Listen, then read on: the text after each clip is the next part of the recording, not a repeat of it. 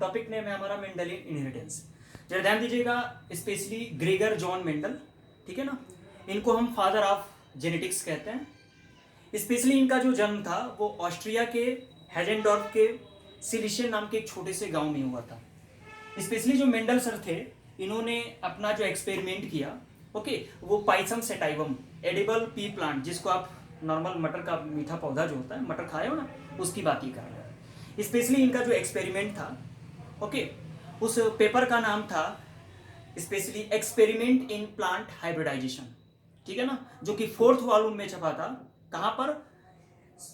Proceeding of natural science society of Brunn. Clear है? यानी कि स्पेशली फादर ऑफ जेनेटिक्स आपके कौन है? ग्रेगर जॉन मेंडल सर हैं, ठीक है ना। कहाँ जन्म हुआ था इनका? सिलिशियन में, हेजेंडॉर्फ के। पेपर नेम याद रखिएगा, experiment in plant hybridization, okay. पौधे का नाम है पाइसम सेटाइवम स्वीट पी। एक बात और जानिएगा, स्पेशली जो मेंडल सर थे, ठीक है ना, ये एक फार्मर यानी किसान के घर पैदा हुए थे। तो इनके पिताजी जो है स्पेशली जब भी खेतों में काम करते थे तो ये डिफरेंट टाइप्स के जो भी क्यूरियस प्रश्न होते थे, जो भी अच्छे प्रश्न होते थे, तो अपने पापा से पूछते थे, ठीक है ना। यानी कि बचपन से ये बहुत ज़्यादा कुशाग्र बुद्धि के, तीव्र बुद्धि वाले बालक थे, ठीक है ना। अब जरा ध्यान दीजिएगा, स्पेशली फिर ये एक एज अ टीचर की तरह भी काम किए, और स्पेशली एक चर्च में एज अ पादरी, ठीक है ना, की तरह ये वर्क प्ले करते थे वहाँ पर, ठीक है ना। और वहीं पर रहते इन्होंने जो है कुछ लॉज बना डाले। तो अभी हम लोग बात करेंगे कि आखिर जो मेंडल ने वर्क किया, ठीक है ना, वो अननोटिस्ड और अनअप्रिशिएटेड क्यों रहा, पूरी दुनिया में वो फैल क्यों नहीं पाया? क्योंकि ये 1822 में इनका जन्म हुआ और 1884 तक जाते जाते इनकी मौत हो गई ब्रून में, ठीक है ना। फिर सवाल ये उठा कि इनका जो वर्क था इतना ज़्यादा अनअप्रिशिएटेड क्यों किया गया? तो पहला कारण ये था बच्चा लोग कि स्पेशली उस समय कम्युनिकेशन गैप बहुत बड़ा था, ठीक है ना। जैसे आज का टाइम आया था कि एक बार व्हाट्सएप किया या पूरे संसार का मैसेज जो आज हमको इंटरनेट के थ्रू पता चल जाता, उस टाइम ऐसा बिल्कुल भी नहीं था, ठीक है ना। दूसरा प्रॉब्लम ये था कि ये अपने एक्सपेरिमेंट में मैथमेटिकल और स्टैटिक्स का यूज करते थे। तो उस समय के जो भी बायोलॉजिस्ट थे उनको ये बर्दाश्त नहीं हुआ कि एक मैथ वाला बंदा, स्टैटिक्स का यूज करने वाला बंदा बायोलॉजी की बात कैसे बता सकता है। तो ये भी एक पॉइंट था।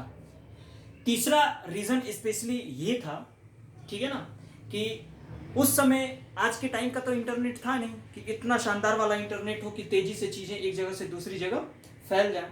चौथी बात ये थी कि इन्होंने जो जीन या फैक्टर का वर्ड का यूज किया, इसके बारे में इन्होंने बहुत क्लियर बहुत सारी बातें बता नहीं पाए, यानी ये जीन या फैक्टर को अच्छे से डिफ्रेंशिएट नहीं कर पाए थे, ठीक है ना। तो कम्युनिकेशन गैप बहुत बड़ा था। जो भी मैथमेटिकल या स्टैटिस्टिकल ये एनालिसिस लगाते थे, मैथ के बंदे थे, बायोलॉजी वाले वैसे नहीं है, बायोलॉजी में भी इन्होंने कुछ ज्ञान लिया था, लेकिन फिर भी उस समय के जो बायोलॉजिस्ट थे इनको डिस्कार्ड करने लगे, ठीक है ना। इसके अलावा इन्होंने जो भी फिजिकल प्रूफ दिया ना, वो बहुत शानदार नहीं था, या बहुत अच्छा कोई फिजिकल प्रूफ इन्होंने नहीं दिया फैक्टर के बारे में। अब 84 तक, 1884 1884 तक जाते जाते इनकी मौत हो गई, ठीक है ना।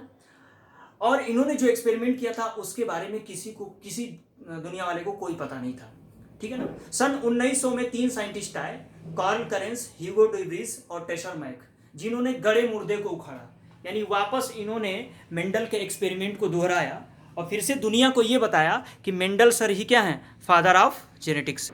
तो फिर वापस मैंने अभी बोला कि गड़े मुर्दे उखाड़े गए, यानी 1884 में मेंडल सर की मौत हुई। 1900 में ये 3 साइंटिस्ट थे, ह्यूगो डुब्रिज, कार्ल करेंस और टेशर मैक, इन्होंने वापस उस एक्सपेरिमेंट को दोहराया और दोहराने के बाद ये बताया कि स्पेशली मेंडल सर ने इस तरीके का कोई एक्सपेरिमेंट किया था। मतलब 1900 के बाद, मरने के बाद, इनको फादर ऑफ जेनेटिक्स की उपाधि दी गई थी, ठीक है ना। अब देखिएगा, अभी हम लोग देखेंगे why Mendel choose P plant, why Mendel choose P plant, ठीक है। अब समझिएगा मेंडल ने पी प्लांट क्यों चूज किया, तो इसके कई कारण थे।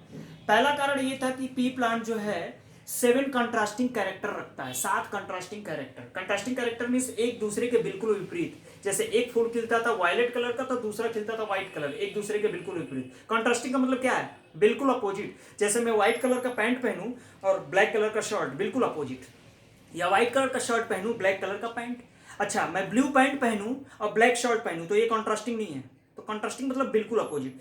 तो एक्चुअल में पी प्लांट में क्या है, एकदम कॉन्ट्रास्टिंग कैरेक्टर थे। दूसरा है पी प्लांट जो है सेल्फ क्या करता है, सेल्फ पॉलिनेशन करता है। तीसरा कारण ये हो सकता था कि स्पेशली जो पी प्लांट था इसमें आर्टिफिशियल पॉलिनेशन कराना काफी ज्यादा आसान था। और चौथा कारण ये था कि स्पेशली पी प्लांट्स में जो थे वो केवल और केवल 7 पेयर्स क्रोमोसोम्स पाए जाते थे। यानी मेंडल ने पी प्लांट क्यों चूज किया, तो मैंने आपको बताया है कि स्पेशली पी में बहुत सारे कंट्रास्टिंग कैरेक्टर होते हैं। अभी अगला टॉपिक देखते हैं। अच्छा, पी प्लांट की जो लाइफ स्पैन है बड़ी छोटी है। देखो, एक्सपेरिमेंटल एनिमल हम वो चूज करते हैं, प्लांट वो चूज करते हैं जिसकी लाइफ स्पैन कम हो। मान लो तुम कछुए पे एक्सपेरिमेंट करना स्टार्ट किए, पता चला आप भी मर गए, आपके बेटे भी मर गए, आपके नाती पोते आ गए, तब तक आपका एक्सपेरिमेंट चलता रहेगा, क्योंकि कछुए की जिंदगी होती है लगभग 150 साल। तो भाई हम जो एक्सपेरिमेंटल लेंगे वो बड़ा शॉर्ट लाइफ वाला होगा। जैसे जेनेटिक्स में ज्यादातर ड्रोसोफिला का आज के जमाने में यूज किया जाता है, ठीक है ना। इसमें सेल्फ पॉलिनेशन बड़े अच्छे से हो पाता था, फूल थोड़े साइज में बड़े थे, ठीक है ना। तो आर्टिफिशियल पॉलिनेशन में भी कोई दिक्कत नहीं आया, और आर्टिफिशियल पॉलिनेशन भी आसानी से इसमें होता है। अभी हम लोग पढ़ेंगे 7 कंट्रास्टिंग कैरेक्टर के बारे में। तो जरा ध्यान दीजिएगा, तरीका क्या होता है 7 कंट्रास्टिंग कैरेक्टर को याद करने का। पहले आप याद कर लीजिएगा स्टेम हाइट, ठीक है ना। स्टेम हाइट के बाद आपको ऐसे याद करना, 2 बार आप फ्लावर लिखना।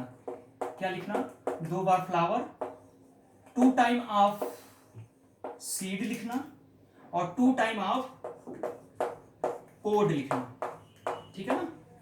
अब जरा ध्यान दीजिएगा, स्टेम हाइट हो गया, फ्लावर पोजीशन पहले में लिखोगे और दूसरे में लिखोगे आप फ्लावर कलर। इसके बाद यहां लिखोगे सीड शेप और दूसरा लिख दो सीड कलर, फिर पोड शेप और पोड कलर। तो ये आपका तरीका होगा लिखने का। क्या तरीका होगा, एक बार आप हाइट ले लीजिए, फिर 2 टाइम आपको फ्लावर लिखना है, 2 टाइम सीड लिखना है, 2 टाइम पोड लिखना है, फिर क्या करना है, फ्लावर पोजीशन फ्लावर कलर, फिर shape seed shape seed colour, फिर पोड शेप पोड कलर। यानी बहुत आसान है, 2 बार फ्लावर, 2 बार सीड, 2 बार पोड। तो बेटा लोग यहां पर मैंने आपको लिख के दिखा दिया है। स्टेम हाइट में डोमिनेंट जो ट्रेट है वो टॉल है, ड्वार्फ है।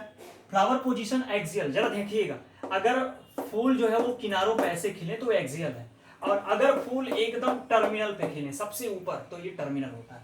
तो एक्सियल जो है डोमिनेंट है। फ्लावर कलर वायलेट और व्हाइट है, seed shape round wrinkled, seed colour yellow green, pod shape inflated constricted, और pod colour green yellow. Position देख लो आप, 4 4 1 7 1 4 5, ये आपका स्पेशल क्या हो गया, पोजीशन हो गया, ठीक है। यानी कि वायलेट कलर का फूल, व्हाइट कलर का फूल, शीड शेप जो है राउंड है रिंकल्ड है, शीड कलर जो है येलो है ग्रीन है। अच्छा, पोड क्या होता है, जिसमें आपका मटर बंद होता है ऐसे, तो आप ऐसे बनाते हो तो ये फूला हुआ है, और अगर आप इसको ऐसे कॉन्स्ट्रिक्टेड बनाते हो, मान लो इसमें मटर बंद है इस तरह से, ठीक है ना, तो स्पेशली डोमिनेंट कैरेक्टर इन्फ्लेटेड है और कॉन्स्ट्रिक्टेड जो सिकुड़ा हुआ है। यानी तरीका आपको याद करने का मैंने आपको बता दिया, स्टेम 1 टाइम लिखना है यानी कि हाइट, देन 2 टाइम फ्लावर लिखना, 2 टाइम सीड लिखना, 2 टाइम पोड लिखना, फिर पोजीशन कलर शेप कलर, इस तरह से आप इसको याद कर सकते हो। यानी आपको ये मिला कि स्पेशली यहाँ पर टोटल 7 क्रोमोसोम्स होते हैं, यानी 7 का दूना 14, ठीक है ना, यानी 14 क्रोमोसोम्स होंगे। ओके।